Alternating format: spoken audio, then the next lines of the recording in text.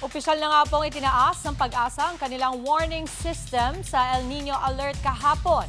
Ang ibig sabihin ba nito ay mararanasan natin ang mas mainit na panahon? Alamin po natin yan sa ating resident meteorologist na live mula po sa Cavite.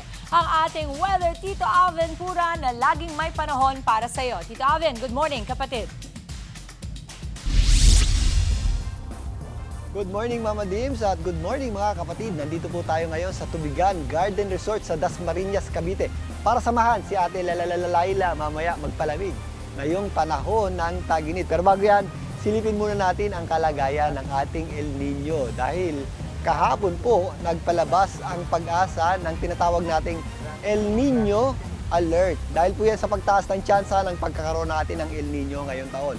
Umabot na nga po yan sa hanggang 79% ang possibility na magkaroon tayo ng El Nino sa kalagitnaan ng taon at aakyat pa po yan sa hanggang 92% sa huling bahagi ng taon. Para naman sa lakas ng ating El Nino, meron tayong inaasahang posibleng mild to moderate El Nino sa kalagitnaan hanggang huling bahagi ng taon at posible pong umakyat sa 50% ang tsansa ng ating strong El Nino sa unang bahagi naman ng 2027. Sa ngayon, bagamat wala pa, hindi natin inaalis ang possibility na magkaroon tayo ng tinatawag na very strong o yung tinatawag ng super El Nino. Sa ngayon, wala pa naman pong epekto yung El Nino sa ating panahon. Sadyang mainit lamang po dahil panahon ng tag-init. Mas mararamdaman pa po natin ang epekto ng El Nino sa tag-init sa susunod na taon. Ganun pa man, mag-ingat pa rin po tayo at maghanda pa rin tayo sa matinding init ng panahon at alinsangan ng panahon. Dahil pa rin yan sa umiiral nating easterlies na nakaka-apekto sa malaking bahagi ng ating bansa. Sa katunayan, yung ating pinakamatatas na heat index ng araw na ito ay posible muling umabot sa hanggang 41 degrees.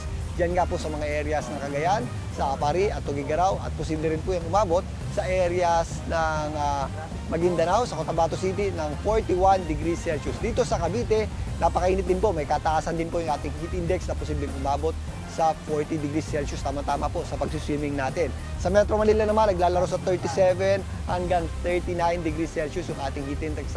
Magpapatuloy pa rin po ang malinsangang panahon sa Metro Manila, lalong-lalo na sa tanghali. Kaya sa mga lalabas ng bahay, ugaliin pa rin po natin ang pag-inom ng tubig at umiwas po tayo sa direktang init ng araw mula alas 10 hanggang alas 4 ng hapon. Magandang hapon, nagiging maulap ng bahagya yung ating panahon pero napakababa po ng ating tsansa ng pag-ulan at medyo malinsangan po kahit sa gabi. So paghandaan pa rin po natin yan mga kapatid.